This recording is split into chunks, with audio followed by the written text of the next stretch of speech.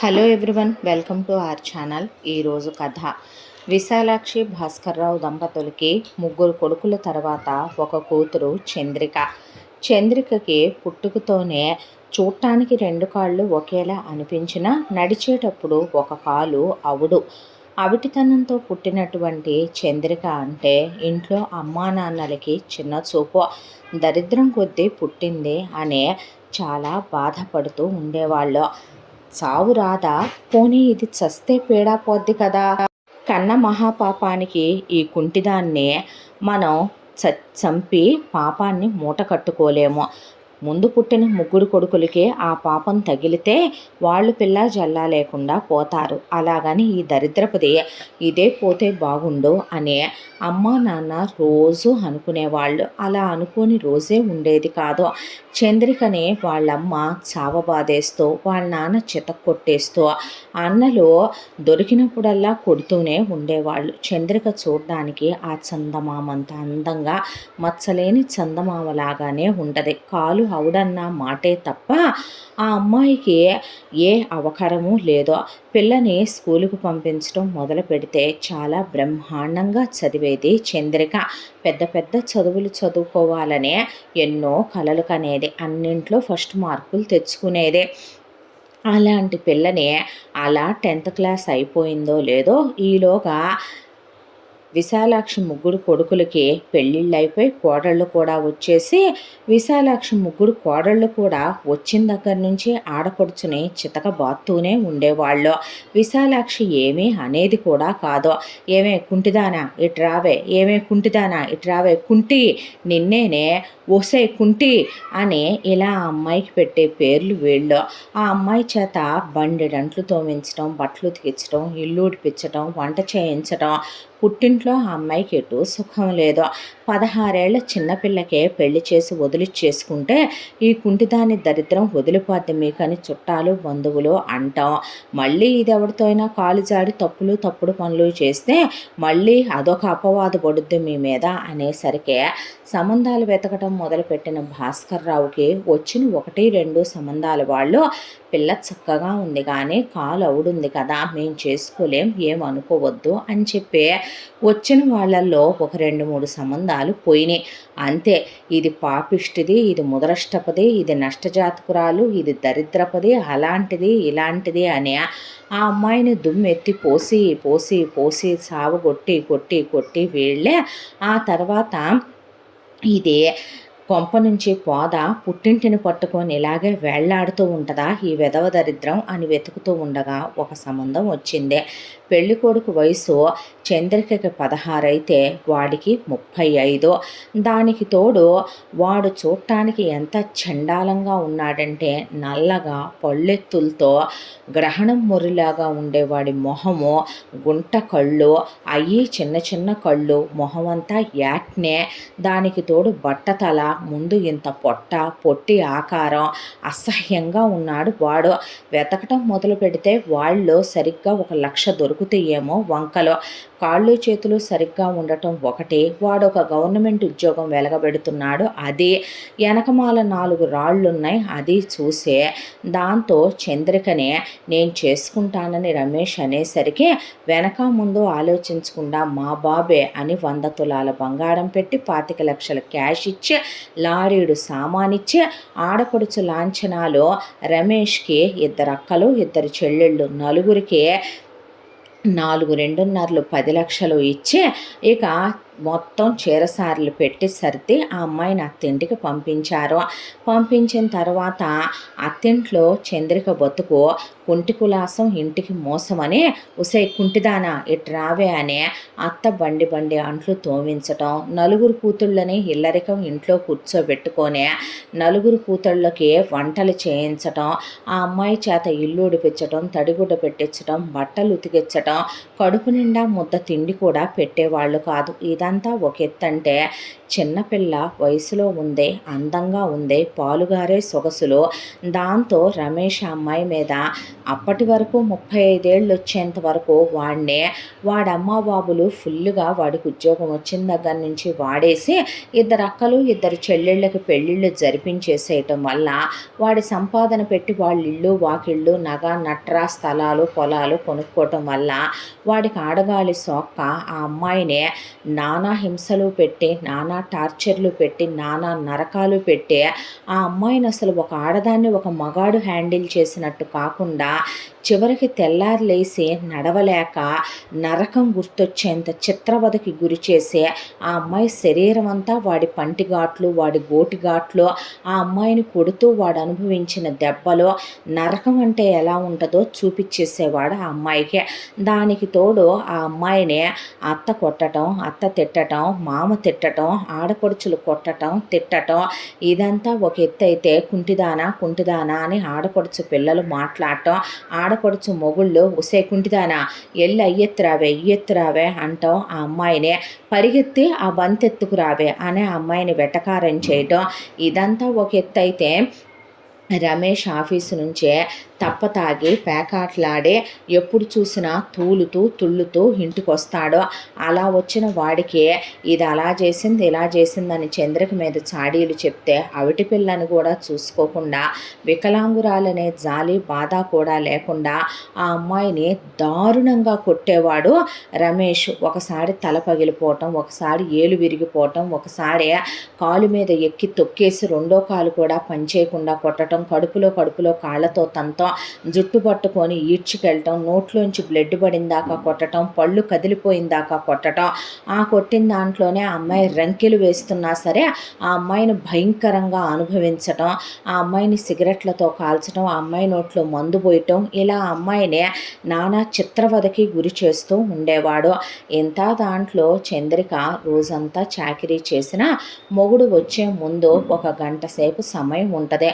ఆ గంట సేపు సమయంలో ఇంటికి దగ్గరలో బీచ్ ఉంటుంది. అలా మెల్లగా ఆ కర్రేసుకొని నడుచుకుంటూ వెళ్ళి బీచ్లో ఆ అమ్మాయి పెళ్ళయిన దగ్గర నుంచి బెంచ్లో ఒక పక్క కూర్చొని సముద్రానికి తన ఘోష చెప్పుకొని పుట్టింటి వాళ్ళకి చెప్తే ఏం చేయమంటావైతే మేమందరం మొగుళ్ళతో కాపురాలు చేయలే మొగుళ్ళంటే అత్తలంటే అలాగే ఉంటారు అని మూసుకొని ఉండమని అన్న వదనలో ఇక అమ్మాయికి అమ్మా నాన్నలు అదే చెప్పేసరికి రోజు ఏదో ఒక దెబ్బతో ఆ అమ్మాయి అలా రావటం ఆ పక్కనే కూర్చున్న ఒక ఆవిడ ఈ అమ్మాయి పెళ్ళైన దగ్గర నుంచి ఈ 3 నెలలుగా ఆవిడ గమనిస్తూనే ఉంది ఆ అమ్మాయి ఏడవటం. దాంతో ఒక రోజున ఆవిడ మనసాక్క అమ్మా ఏమైంది నీకు అని అడిగితే చంద్రిక ఆవిడ వైపు ఆర్తిగా చూసిందే. ఏమైంది తల్లి ఏంటా ఒంటి మీద దెబ్బలు అని ఆవిడ అడిగేసరికి ఆవిడ వయసు ఒక 35-40 మధ్యలో ఉంటాయి. దుఃఖం ఆగని చంద్రిక నాకు ఇలా పెళ్లి జరిగిందని చిన్నప్పటి నుంచి పుట్టింట్లో వివక్షకు గురయ్యానని పెళ్ళైన తర్వాత అత్తింట్లో ఇలా నరకాలు పెడుతున్నారని చెప్పుకొని ఏడిస్తే అలాంటి చెత్త వెధవతో ఉండాల్సిన అవసరం ఏముందమ్మా ఒకటి వాడు 16 ఏళ్ల పిల్లవి నిన్ను పెళ్లి చేసుకోవటం గవర్నమెంట్ ఉద్యోగస్తుడయ్యుండి చాలా పెద్ద తప్పు. చేసుకున్న తర్వాత నువ్వు వికలాంగురాలివని తెలిసి కూడా కట్నాలు తీసుకొని పైగా నిన్ను హింసలు పెట్టడం వాడు వాడి కుటుంబం కలిసే రెండో తప్పు. అవన్నీ భరిస్తూ నువ్వు ఉండటం మూడో తప్పు. వాడి మీద కేసు పెట్టు. నేను నా భర్త ఇద్దరం లాయర్లం. కావాలంటే నేను నీ కేసు తీసుకుంటాను. వాడిని వీధికి ఈడుద్దాం. వాడి బ్రతుకు లేకుండా చేస్తాను. ఇలా అవిటి పిల్లని పట్టుకొని చిన్నపిల్లని పట్టుకొని చావగొట్టడం నేరం. విడాకులు తీసుకోమ్మా నీ బ్రతుకు నువ్వు బ్రతుకుదు కానంటే అమ్మో విడాకుల వద్దండి మా ఇళ్లల్లో ఇలాంటివన్నీ అంటే చంపి పడేస్తారు.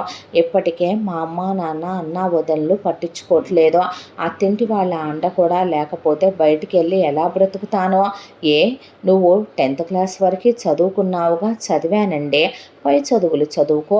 నీకు ఎక్కడ కావాలంటే చదువుకునేలా అక్కడ ఆశ్రయం నేను కల్పిస్తానమ్మా. నిన్ను నా బిడ్డగా చూస్తాను. ఎందుకు వదిలేసి ఊరుకుంటామో. కోర్టు వారు నీకు సెక్యూర్డ్ లైఫ్ని ఇస్తారమ్మా. ఎవరవునన్నా ఎవరు కాదన్నా వద్దులేండి. ఇప్పుడు అందరినీ దూరం చేసుకోలేను అనేసరికి అయితే ఒక పని చేయవే పనికి మాలిందానా దేవుడు నీకు ఒక అవకారం పెట్టాడో, నీకు పెట్టింది కాలవుడు కాదే బుద్ధవుడు. నీలాంటి వాళ్ళు ఇలా పడుతూ ఉన్నంతకాలం అలాంటి నీచమైన వెధవలు వావి వరుసలు లేకుండా చిన్న పెద్ద తేడా లేకుండా ఆడవాళ్ళ బ్రతుకులు వాళ్ళకు అవకరాలున్నా లోపాలున్నా ఇలాగే చేస్తారు. రేపొద్దున నీకు ఇంకొక ఇద్దరు పుట్టినా వాళ్ళ బ్రతుకులు నువ్వేం మార్చగలవే? పైగా నీ బ్రతుకి ఏడవటం ఒకటే. అదేదో రోజు ఇలా ఏడుస్తూ కూర్చునే బదులు పోయి ఆ సముద్రంలో దూకి సావు. మంచి చేస్తామన్నా నీలాంటి వాళ్ళ మైండ్లకి ఎక్కవనే ఆవిడ కోపం వచ్చి తిట్టి పడేసిందే. ఆ తర్వాత ఒక నెల రోజులు అసలు చంద్రిక కనిపించలేదు. ఏమైంది పిల్ల, రోజు రావాలే అని ఆవిడ బీచ్ దగ్గర బుక్ చదువుకుంటూ ఉన్న మనిషికే చంద్రికదే ఆలాపన పోవడం మొదలైందే. నెల రోజుల తర్వాత చంద్రిక వచ్చేసరికి ఏంటి పిల్ల ఏమైందమ్మా నీకు అని అడిగేసరికి చంద్రిక ఒళ్ళంతా కట్లే. దాంతో కట్టలు తెంచుకున్న దుఃఖంతో చంద్రిక ఆవిడ ఒళ్ళో పడిపోయిందే. ఆవిడ ఒళ్ళో పడిపోయి చంద్రిక చెప్పుకురావటం మొదలు పెడితే ఆవిడ కళ్ళల్లో నీళ్ళు ఆగలేదు. ఒక రోజున వాడు ఆఫీసు నుంచి రాగానే ఇంట్లో వాళ్ళు చాడీలు చెప్పారు. దాంతో నా తల నడిపాపట్లోకి పగలగొట్టాడు. తలకి 7 కుట్లు పడినాయి. ఆ తర్వాత రెండో చెయ్యి విరిచేసి కాలు విరిచేశాడు. ఆ తర్వాత అసలు బ్రతుకుతానని బతికున్నానని కూడా అనుకోలేదు. దాంతోనే మంచం పాలైపోయాను. హాస్పిటల్లో అడ్మిట్ చేశారు. ఆ తర్వాత గాయాలు తగ్గినాయని వచ్చానో లేదో మళ్ళీ నా మీద పడి నరకం పెట్టడం మొదలుపెట్టాడు. 3 రోజుల నుంచి ఓవర్ బ్లీడింగ్ అయిపోతున్నా ఆపట్లేదు. నన్ను ఒక వేశ్య కన్నా హీనంగా, ఒక కుక్క కన్నా ఘోరంగా, ఎంత అసభ్యంగా నన్ను వాడుతున్నాడంటే ఆ నరకం నేను భరించలేకపోతున్నాను. వాడు చివరికి వీడియోలు క్యాసెట్లు వేసి అందులోలాగా నన్ను గోడలకేసి కొడుతూ నగ్నంగా నరకం పెడుతూ చిత్రవధకు గురి చేస్తున్నాడు అని ఆవిడ ఒళ్ళో పడిపోయి నేను నిజంగానే చచ్చిపోదామని వచ్చాను ఈరోజు అనేసరికి వద్దమ్మా నువ్వు చచ్చిపోవద్దు, నీకు ఇప్పటికీ ఇంకా అవకాశం మిగిలే ఉందే. ఈ 4 రోజులు ఆగితే నేను కూడా ఇక్కడికి రాను. మా వాడికి ఇంతకుముందు జిల్లా కోర్టులో చేసేవారు, ఇప్పుడు ఆయనకి హైకోర్టుకి ట్రాన్స్ఫర్ వచ్చిందే. నేను వేరే ఊరు వెళ్ళిపోతాను. మేము ఇల్లు కూడా మాడిపోతాము. ఇంకా నేను ఈ బీచ్ దగ్గరకు కూడా రాను. అప్పుడు నువ్వు అలమటించిపోతావు. నిన్ను పట్టించుకునే దిక్కు లేక నువ్వు నాతో వస్తానంటే చెప్పు, నిన్ను ఈ చెర నుంచి, ఈ నరకం నుంచి విడిపించే బాధ్యత నాది. నన్ను నమ్ము.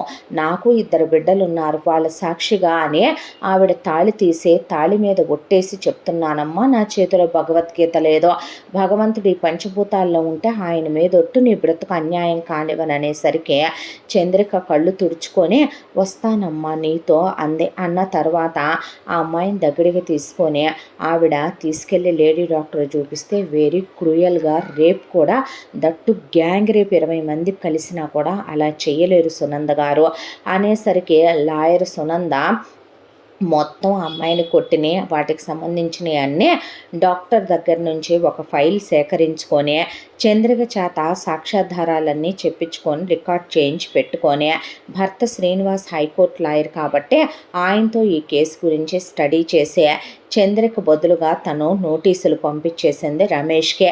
పంపించిన తర్వాత రమేష్ని వాడి ఫ్యామిలీని పోలీసులు తీసుకొచ్చి తుక్కు కింద కొట్టి కోర్టులో సబ్మిట్ చేశారు. కోర్టు వారు లోపలికి పిలిచే ముందు బయట అందరూ వెయిట్ చేస్తారు కాబట్టి చంద్రిక అమ్మ విశాలాక్షి, నాన్న భాస్కర్రావు, అన్నలో వదనలో కలిసి ఉసే కుంటిదానా, కుంటి కులాసం ఇంటికి మోసం అన్నట్టే చేశావు కదే. ఏ మొగుడు తంతే, ఏ మొగుడు సావగొడితే, ఏ ఆడపడుచులు 4 తన్నులు తంతే ఏమే అంత ఉండలేకపోయావా? అడ్డమైన వాటి దగ్గరికి వెళ్ళి మొగుడి మీద కేసు పెట్టి కాపురం గుల్చుకొని ఇప్పుడు ఎవరి మీద పడి బతుకుదామనుకుంటున్నావే అనేపాటికి ఇంకొక మాట మీరు తన్నే అంటే మీ మీద కూడా కేసు ఫైల్ చేసి లోపలికి పంపిస్తాను నాన్ సెన్స్ అంది సునంద. నువ్వెవరవమ్మా అంటే నేను తన తరఫు లాయర్నే.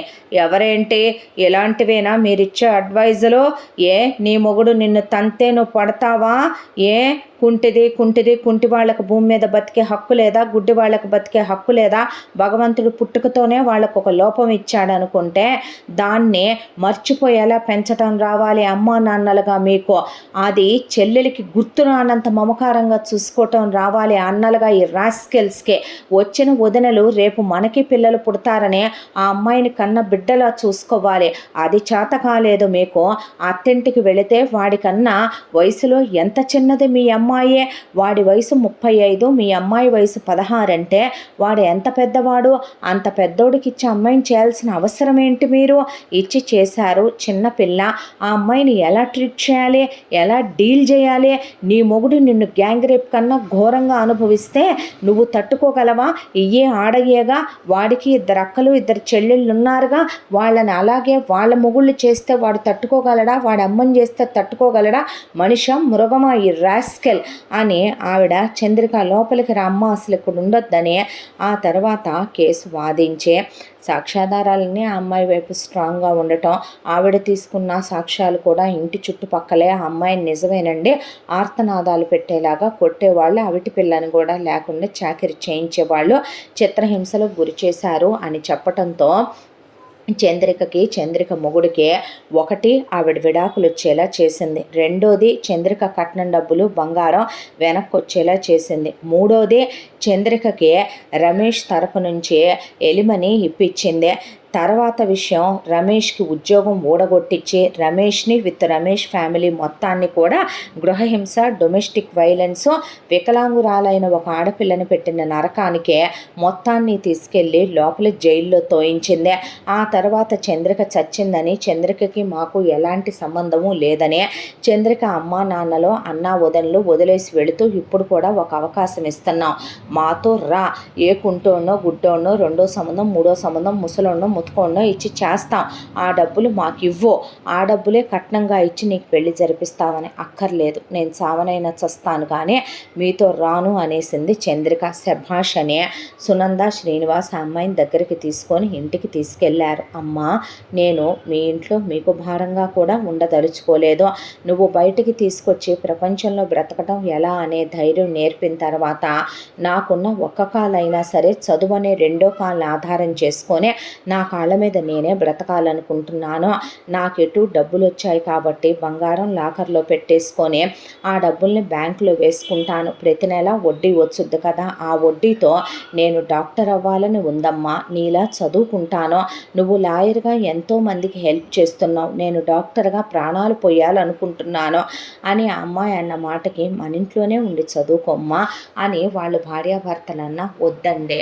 నేను అలా ఉంటే మిమ్మల్ని మాట అనిపించిన దాన్ని అవుతాను, నేను హాస్టల్లో ఉండే చదువుకుంటాను అన్నాక ఒక మంచి హాస్టల్ చూసే, అలాగే మెడిసిన్ సీటు ఆ అమ్మాయికి 2 ఏళ్ల ఇంటర్మీడియట్ తర్వాత వచ్చిందే. వస్తే ఆ అమ్మాయిని తీసుకెళ్ళి చక్కగా నీట్లో మంచి ర్యాంక్ వస్తే మెడికల్ కాలేజీలో జాయిన్ చేసి హాస్టల్లో జాయిన్ చేశారు. ఆ తర్వాత చంద్రికదే ఎంబీబీఎస్ అయిపోయి అబ్రాడ్ వెళ్ళి ఎండి కూడా చేసి వచ్చింది, స్పెషలైజేషన్ కూడా చేసి ఆ తర్వాత ఇక్కడికి వచ్చిన తర్వాత తనే ఒక ఆర్థోపెడిక్ డాక్టర్ అయ్యే ఆ హాస్పిటల్ కూడా పెట్టుకుంది. ఆ అమ్మాయి తన కాలు గురించి చాలా కనుక్కున్నప్పటికీ కూడాను సర్జరీ చేయటానికి వీలు లేకుండా తల్లి కడుపులోనే నరాలు చచ్చుబడిపోయి పుట్టావనేసరికి అసలు ఆ అవకరాన్నే ఆ అమ్మాయి పట్టించుకోవటం మానేసింది. ఆ తర్వాత బాగా డబ్బులు సంపాదించింది, స్థలాలు, పొలాలు, ఇళ్ళు, వాకిళ్ళు, హాస్పిటల్ చాలా పెద్దగా ఎలాబరేట్ చేసేసి కట్టింది. చాలామందికి పెద్ద పెద్ద వాళ్ళ దగ్గర ఎక్కువ ఫీజులు తీసుకున్న, మామూలు నార్మల్ మనుషుల దగ్గర తక్కువ ఫీజులు తీసుకొని మంచి హస్తవాసి అనే పేరు వచ్చే అందమైన డాక్టరు, అందమైన మనసున్న డాక్టర్ అనుకునేవాళ్ళు అందరూ కూడాను. ఇలా ఉన్న చంద్రిక లైఫ్లోకి ఒక రోజున రవి అని ఒక అబ్బాయి వచ్చాడు పేషెంట్గా. పద్దాకా కంప్యూటర్ ముందు కూర్చొని ఆ అబ్బాయికి మెడ ఎముక నొప్పిగా ఉందని వచ్చిన ఆ అబ్బాయికి చంద్రిక మాట్లాడే తీరు, చంద్రిక అందం చూసి తెలియకుండానే చంద్రిక మీద ఇష్టాన్ని పెంచేసుకున్నాడు. కావాలని అవసరం లేదన్నా సరే 100 సార్లు చంద్రిక దగ్గరికి వస్తే, చూడండి మిస్టర్, మీకు కంప్లైంట్ తగ్గిపోయింది, ఇంకా మీరు రానక్కర్లేదు అని చెప్పిన, నేను మీతో ఒక మాట మాట్లాడొచ్చా డాక్టర్ అంటే ఏంటి అని అడిగింది. నాకు అమ్మ నాన్న ఫ్యామిలీకి నేను ఒక్కడినే కొడుకునే. నన్ను వాళ్ళు చాలా గారాబంగా పెంచారు. నా ఇష్టాన్ని వాళ్ళు కాదనరు. ఐ లవ్ యూ డాక్టర్, నేను మిమ్మల్ని పెళ్లి చేసుకుంటాను, మాకు స్థిరచరాస్తులు బాగా ఉన్నాయి, దానికి తోడు నేను ఒక సాఫ్ట్వేర్ కంపెనీలో చాలా పెద్ద పొజిషన్లో ఉన్నాను, మీరు నన్ను నో అనరనే అనుకుంటున్నాను, అంతకుముందు పాస్ట్ ఒక బ్రేకప్ ఉండడం వల్ల నేను ఎవరిని ఇష్టపడలేదు అని ఆ అబ్బాయి తన గురించి చెప్తే, నీకేమైనా పిచ్చి పట్టిందా, ఒక పేషెంట్గా వచ్చిన నువ్వు కళ్ళకే అందంగా కనిపిస్తే ఒక డాక్టర్ లైఫ్లో ఏమీ జరగలేదనుకొని నువ్వు ప్రపోజ్ చేసేసి పెళ్లి చేసుకుంటానని నాకు లైఫ్ ఇద్దాం అనుకుంటున్నావా అనేపాటికి రవి అలా చూశాడు. చంద్రిక జరిగిపోయిన గతమంతా ఆ అబ్బాయికి చెప్పుకొచ్చింది. రవి చాలా ఓవర్ సెన్సిటివ్ పర్సన్, నిజంగానే చాలా చాలా మంచోడు. దాంతో ఆ అబ్బాయి కళ్ళు ఎర్రగా అయిపోయి కళ్ళల్లో నుంచి కన్నీరు ఆగకుండా కారిపోతే ఎక్కడైనా రవి చంద్రికను ఓదార్చాల్సింది పోయి చంద్రికే ప్లీజ్ బిహేవ్ యువర్ సెల్ఫ్ అనేంత ఎక్కిళ్ళు పెట్టి ఏడ్చేశాడు. తరువాత నేను నిన్ను నిజంగానే ఇష్టపడుతున్నాను, నా ప్రాణంలా చూసుకుంటాను, నా గుండెల్లో సింహాసనం వేసి కూర్చోబెట్టుకుంటాను, నీ గతాన్ని మాట వరుసకైనా దెప్పను, మా అమ్మ నాన్న చాలా మంచివాళ్ళు అని ఆ అమ్మాయిని బతిమిలాడుతూ 2 నెలల అమ్మాయి చుట్టూ తిరిగాడు. ఆ తర్వాత చంద్రిక, సరే మీ అమ్మ నాన్నల్ని తీసుకొచ్చి నా బాధ్యత అంతా కూడా లాయర్ సునంద గారు, లాయర్ శ్రీనివాస్ గారు దంపతులు చూసుకుంటున్నారు, వాళ్ళతో మాట్లాడు, వాళ్ళు ఓకే అంటే చేసుకుంటారు అని చెప్పింది చంద్రిక. రవి వెంటనే వాళ్ళ అమ్మ నాన్నలకు జరిగింది చెప్తే వాళ్ళమ్మ బావురుమని ఏడ్చి, వాళ్ళ నాన్న ఎక్స్ మిలిటరీ మ్యాన్, ఆయన కళ్ళల్లో నీళ్లు తిరిగిపోయి షూట్ చేసి పడేయాలి ఇలాంటి వాళ్ళనని వాళ్ళు ఈ పిల్లని చాలా వాళ్ళు మంచి మనసుతో కోడలుగా యాక్సెప్ట్ చేయడానికని వెళ్ళి లాయర్లతో మాట్లాడితే వీళ్ళ గురించి పర్సనల్ ఎంక్వైరీ చేయించింది సునంద. చాలా మంచి ఫ్యామిలీ అని, చాలా ఇన్నోసెంట్ ఫ్యామిలీ అని, ఆర్థోడాక్స్ ఫ్యామిలీ అని, అభ్యుదయ భావాలున్న కుటుంబం అని తెలియటంతో ఆవిడను అనలేకపోయింది. ఆ అమ్మాయికి కూడా ఒక సోషల్ సెక్యూరిటీ ఉండాలి, హస్బెండ్గా ఒక అబ్బాయి తోడు ఉండాలి, రేపు ఆ అమ్మాయికి పిల్లలు లైఫ్ అనేది ఒకటి ఉండాలి అనే దాంతో చంద్రికని చేసుకోమ్మా, చాలా మంచివాడు రవి అన్నాక చేసుకుందే. హ్యాపీగా ఆ తర్వాత ఫస్ట్ నైట్లో హనీమూన్లో అయ్యే కాపురం పెట్టుకున్నారు. చంద్రిక హాస్పిటల్కి వెళ్ళొస్తూ రవి తన ఆఫీస్కి వెళ్ళొస్తూ మధ్యలో అత్తమామలు వచ్చిన కన్న కూతురులా చూసుకునేవాళ్ళు చంద్రికనే. చంద్రిక ప్రెగ్నెంట్ అయింది పెళ్ళైన 3 సంవత్సరాల తరువాత. ఆ తరువాత పిల్లలు ఎక్కడ ఆవుడుగా పుడతారోనని భయపడుతుంటే భర్త ఆ అమ్మాయిని ధైర్యంగా ఉండమని, అసలు ఇలాంటివన్నీ నమ్మకూడదు మైత్ అని చెప్పి అత్తగారు మామగారు, చూడమ్మా మన రాతలో ఎలా ఉంటే అలా పుడతారు, నువ్వు భయపడొద్దని ఆ అమ్మాయికి ఒకవైపు ధైర్యం చెప్పుకొచ్చి మేము ఉన్నామని మోరల్ సపోర్ట్ ఇవ్వటంతో హెల్దీగా ఉండేటటువంటి ట్విన్ బేబీస్ 2 కంది చంద్రిక. ఆ తర్వాత ఆపరేషన్ అయిపోయింది. పిల్లలు బంగారు పళ్ళులాగా ఉన్నారు ఇద్దరని అత్తగారు మురిసిపోతూ, మీరిద్దరూ బిజీగా ఉంటారుగా, మేమెటు పిల్లలు లేక ఇంట్లో ఖాళీగా ఉండేం తోసట్లేదని ఆవిడ తీసుకెళ్ళిపోయింది పుట్టిన పాప బాబుని. ఆ తర్వాత చంద్రిక రవి సపోర్ట్తో చాలా సాధించింది, ఇంకా చాలా చదివింది, చాలా గొప్ప పొజిషన్కి వెళ్ళిపోయింది. చంద్రిక గురించి అన్ని న్యూస్ పేపర్లో గొంతెత్తి మరీ చెప్పడంతో చంద్రిక అమ్మ నాన్నలకి అన్న వదనలకి ఆ విషయం తెలిసే, మన ఇంటి ఆడపిల్లని మనం సపోర్ట్ చేయలేకపోయాము, ఎవరో లాయర్ గారు నరకంలో నుంచి బయటకు తీసుకొస్తే ఇంత గొప్పదయ్యింది, పెళ్లి చేసుకొని భర్త పిల్లలతో ఇంత ఆనందంగా ఉందని తెలిసి సిగ్గుతో తలలు దించుకున్నారు. ఆ తర్వాత ఊరంతా కాండ్రెచ్చి ఉమ్మి, ఒక్కరోజు అమ్మా నాన్నలుగా ఆ పిల్లని మీరు మెచ్చింది లేదు, సాన పెడితే ఎలాంటి వజ్రమైనా వెలుగొందుద్ది అన్నట్టు మీ కూతురు ఎలాగైందనేసరికి వెళ్ళి కూతురికి క్షమాపణ చెప్తే, మీ మీద నాకు కోపము లేదు, ప్రేమ లేదు, ఇప్పుడు నేను మీ నుండి ప్రేమాభిమానాలు ఆశించట్లేదు, అవి ఆశించిన రోజున మీరు నాకు ఇచ్చింది లేదు, మీరు నాకు పెట్టిన పేరు జీవితాంతం నాకైతే అలాగే గుర్తుండిపోతుందేమో, ఈ కాలు అవుటిగా ఉన్నంత వరకు, నేను పోయిందాకా ఆవుడు పోదు, మీరన్న మాటలు నా మనసులోంచి పోవు, ఏమే ఉసై కుంటి కులాసం కుంటిదానా, నిన్నేనే కుంటి అని మీరన్న మాటలు నేనేవి మర్చిపోలేను. కాకపోతే నా భర్త ఎప్పుడూ ఒక మాట అంటూ ఉంటారు. నాకు కాలే కుంటి, కానీ ప్రపంచం మీద చాలామంది మనుషులకి మనసులైపోతున్నాయి అవిటితనంతో కుంటివి అని. ఆయనిచ్చిన ధైర్యంతో, నా అత్తమామలు నాకు ఉన్న తోడుతో, నేను ఒకవైపున వాళ్ళిచ్చే సపోర్ట్‌తో, నా మీద సునంద శ్రీనివాస్ గారు ఏ నమ్మకంతో అయితే నేను సాధించగలనని బయటికి తెచ్చారో, ఇలాంటి వాళ్ళ సపోర్ట్‌తో ఈరోజు నేను ఈ పొజిషన్లో ఉన్నాను. మళ్ళీ జీవితంలో మీ ముఖాలు చూపించొద్దు. నిజం చెప్పాలంటే నేను మీరు చేసిన పెళ్లితో వాడి దరిద్రం వదిలించుకున్నాను అనుకున్నాను. అంతకు ముందు అసలు మొదలైందే మీ దగ్గర నుంచి కదా నరకం. మిమ్మల్ని కూడా జైల్లో పెట్టిస్తాను ఇంకోసారి నా లైఫ్లోకి వస్తే, నా బతుకు నన్ను బ్రతకనివ్వండి అని అసహించుకుంది ఆ అమ్మాయి. తర్వాత సిగ్గుతో తలదించుకొని కూతురు చేత థూ అనిపించుకొని అక్కడి నుంచి వెళ్ళిపోయారు. ఆ తర్వాత కొడుకులు మొత్తం ఆస్తంతా పెట్టించుకొని అమ్మా నాన్నల్ని వీధి పాలు చేసేసి ఆ తర్వాత వృద్ధాశ్రమం పాలైపోయారు విశాలాక్షి, భాస్కర్రావు. చేసుకున్న వాళ్ళకి చేసుకున్నంత చేయగలిగిందేముందే. చంద్రిక మాత్రం మంచి భర్త అయిన రవితో, చక్కటి పిల్లలతో, అత్తామామలతో హ్యాపీగా ఆ అమ్మాయి లైఫ్, రెస్ట్ ఆఫ్ లైఫ్ హ్యాపీగా గడుపుతోంది.